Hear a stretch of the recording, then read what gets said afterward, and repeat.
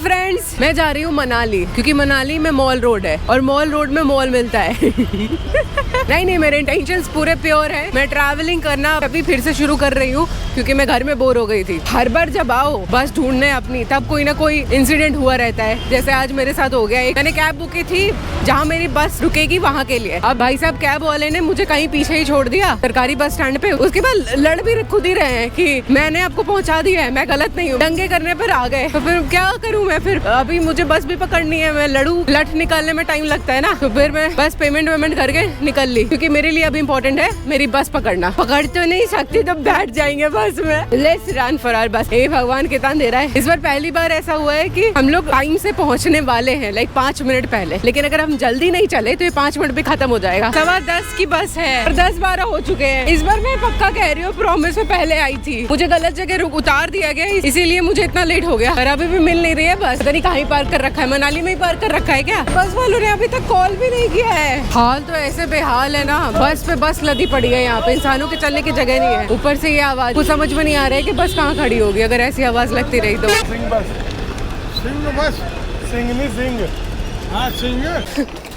Finally Singh बस से ही जा रही हूँ मैं, और मैं लाउंज के पास पहुँच गई हूँ। मैं देखती हूँ मेरी बस कितनी देर में आती है अभी यहाँ से। मुझे लगा था कि सिर्फ ट्रेन और फ्लाइट्स लेट हो रही हैं, कोई इज्जत ही नहीं है। यहाँ तक कि बस भी लेट हो रही है। I am done with people. मुझे ऐसा लग रहा है जैसे फील्ड ट्रिप में नहीं जाते थे सारे बच्चे एक साथ लाइन से, वैसे ही हम 10:30 बजे वाली बस के लिए एक बंदे के पीछे 50 लोग लाइन से जा रहे हैं। तो भाई साहब, 7 मुल्क और एक मेट्रो स्टेशन क्रॉस करने के बाद फाइनली हम अपने बस के पास पहुँच गए। लेकिन बस का नाम कुछ और है, बस का नाम जिंग बस नहीं है। हेलो दोस्तों, आपको लग रहा होगा कि हम मनाली पहुंच गए।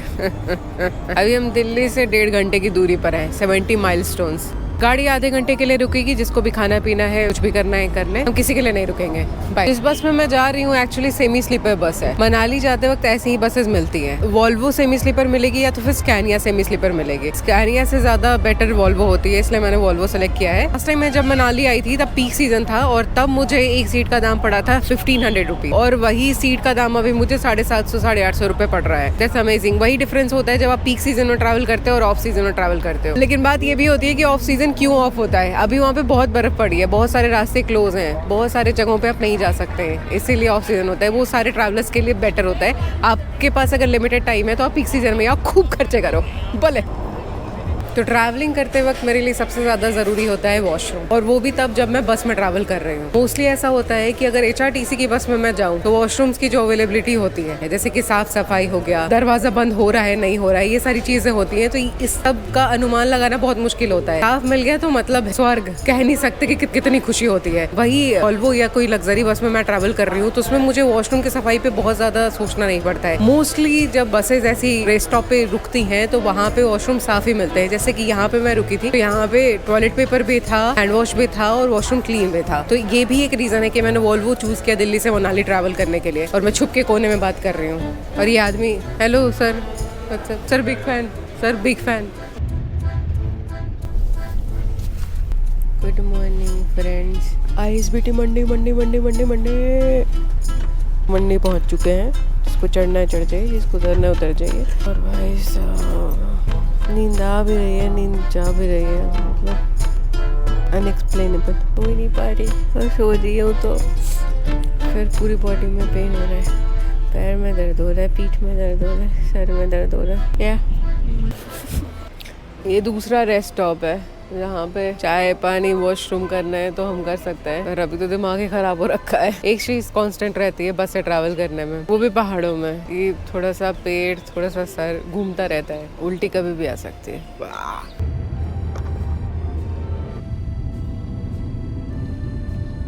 गुड मॉर्निंग फ्रेंड्स, फाइनली हम लोग मनाली पहुंच चुके हैं। मैं तो ऐसे सो रही थी जैसे बस ही मेरा घर है। अभी टाइम है ब्रश करने का रोड पे और फिर नाश्ता करने का। नाश्ते में मिलेंगे राजमा चावल, क्योंकि अब आप हिमाचल की जमीन पर कदम रख चुके हैं तो यहाँ पे राजमा चावल ही मिलेंगे आपको, और मैगी। दाल के नाम पे भी राजमा ही मिलेगा जो कि बहुत टेस्टी होता है। तो लेट्स अटैक राजमा दाल। फिर उसके बाद का कोई प्लान नहीं है, उसके बाद नहीं पता कि क्या करना है। मैंने सोचा था कि इस बार बुकिंग पहले से करके चलूँ स्टे का, पर ऑल इन ऑल कोई छोड़ नहीं रहा है। ठीक है, लेट्स सी। इसके खाने के बाद, पहले तो पहला स्टेप है खाना, उसके बाद देखते हैं कि क्या करेंगे। नमस्कार दोस्तों, आपको लग रहा होगा मैं कहाँ जा रही हूँ। मैं मनाली के प्राइवेट बस स्टैंड से मॉल रोड जा रही हूँ। जैसा कि मैंने बताया था कि मॉल रोड में मॉल मिलता है। अभी क्या होता है कि प्राइवेट बस स्टैंड से मॉल रोड जाने के लिए या तो ऑटो मिलती है या कैब। अभी ऑटो का भाड़ा होता है 100 रुपया और कैब का 10,000 रुपया। कैब का मुझे पता नहीं, कैब में मैं गई नहीं हूँ, पर मुझे ऑटो का पता है। तो मैंने सोचा कि एक बार पैदल चल के देखूँ कि भाई कितनी दूर है यहाँ से मॉल रोड, क्योंकि मुझे लगता है जब मैं लास्ट टाइम ऑटो में गई थी तो मैं सिर्फ 2-3 मिनट में पहुंच गई थी। तो ये इस बात का मुझे मज़ा नहीं आया था क्योंकि मेरे पैसे रख गए थे 100 रुपये।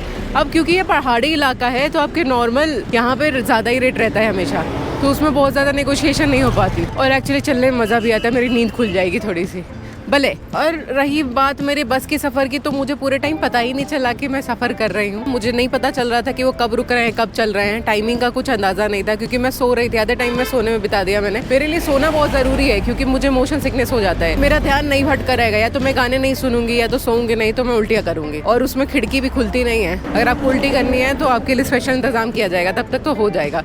तो इसीलिए बेहतर है कि सो जाओ आराम से। मूवीज़ या कुछ भी ऐसे फ़ोन पे मत देखो। नेटफ्लिक्स एंड चिल नहीं होता है बसेस में, नहीं तो और उल्टियाँ करोगे, दैट्स फॉर श्योर। मुझे लगता है कि अगर हम HRTC में आते तो ज़्यादा बेहतर होती, क्योंकि उसमें खिड़की खुली रहती है तो नेचुरल हवा एंटर करती रहती है, तो उससे ऐसे लगता है कि चलो सब ठीक है, सब खुला हुआ है, बंद नहीं लगता। हाँ, तो अभी मेरा ये प्लान है कि मैं मॉल रोड पहुँचूँ और स्टे का कुछ देखूँ। पहले मैंने बुक करने की सोची थी और वो बुक ऑलमोस्ट कर ही दिया था मैंने, तो फिर मैंने देखा कि वो 4.5 किलोमीटर दूर है मॉल रोड से। मैं सोच रही हूँ कि मॉल रोड के आसपास ही रह जाए। मॉल रोड में बार बार इसलिए बोल रही हूँ क्योंकि वहाँ पे चक्का चौंध रहती है, वहाँ पे शॉप्स रहते हैं, वहाँ पे लोग रहते हैं, तो जानने को ज्यादा मिलते हैं ये चीजें कि क्या चल रहा है भाई मनाली में। Let's head to my stay. पर मेरा ऐसे ट्रैवलिंग करने का मोटिव क्या है? मुझे लद्दाख ही जाना है तो मैं प्लेन से भी जा सकती थी, बाइक से भी जा सकती थी, या किसी कैब से भी जा सकती थी। मेरी जर्नी जब से शुरू हुई है तब से मैं बसेस ट्रेन में ही ट्रैवल कर रही हूँ, क्योंकि ये मोड ऑफ ट्रांसपोर्टेशन सारे लोग यूज करते हैं और सारे लोग समझ पाते हैं, सारे लोग रिलेट कर पाते हैं कि अच्छा हम भी जाएंगे तो ऐसे जा सकते हैं। या अगर कोई नहीं भी ट्रैवल करता है तो उसका भी मन करता है कि ट्रैवलिंग इतना डिफिकल्ट नहीं है। डिफिकल्ट पार्ट है अपने मन को समझाना। लेकिन मुझे फ्लाइट से जाने का मन नहीं है क्योंकि उसमें फिर जर्नी का कोई एंजॉयमेंट नहीं होता है। मैं कुछ नहीं देख पाऊंगी, कुछ नहीं समझ पाऊंगी,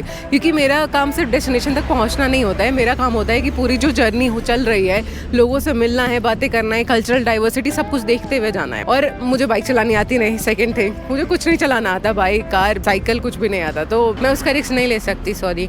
और रही कैब की बात, cab is same as flight लेके जाना, मतलब वो कंफर्ट जोन है कि यहाँ बैठ के पैसे दे दिए और चले गए। और पैसे की भी तो बात है भाई कि पैसे बजट ट्रैवलिंग भी तो करनी होती है। ऐसी टैक्सीज और फ्लाइट में मैंने पैसे दे दिए तो फिर मेरे पास बाकी सारी चीज़ों को देखने का, समझने का फिर बजट नहीं रहेगा।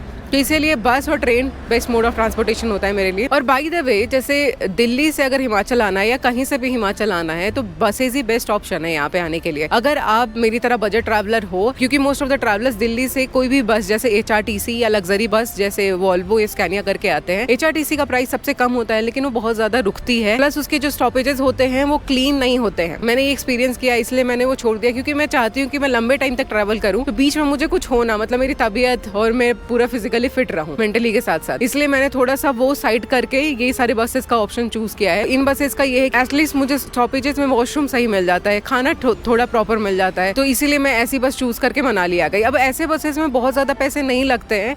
अगर मान लो सीजन में आ रहे हो तो 1500-1600 एक पर्सन का लग जाएगा, लेकिन अगर ऑफ सीजन में आ रहे हो, ये हालांकि पूरी तरह ऑफ सीजन नहीं है, फिर भी थोड़ा सा जब पीक सीजन चढ़ा था नवंबर दिसंबर, ऐसे जब सारे लोग अपना मेरी क्रिसमस और न्यू ईयर सेलिब्रेट करने आते हैं, उसके कंपैरिजन में अभी ऑफ सीजन ही चल रहा है, क्योंकि अभी कुछ ऐसा कुछ है नहीं फेस्टिविटी हमारे इंडिया में। तो अभी के टाइम पे वही टिकट आपको 600-700 के मिल जाएगी। इट डिपेंड्स कि आप कौन सी खिड़की वाली सीट चूज कर रहे हो या आइल वाली सीट चूज कर रहे हो। तो चलो अब हम स्टे ढूंढते हैं बजट फ्रेंडली।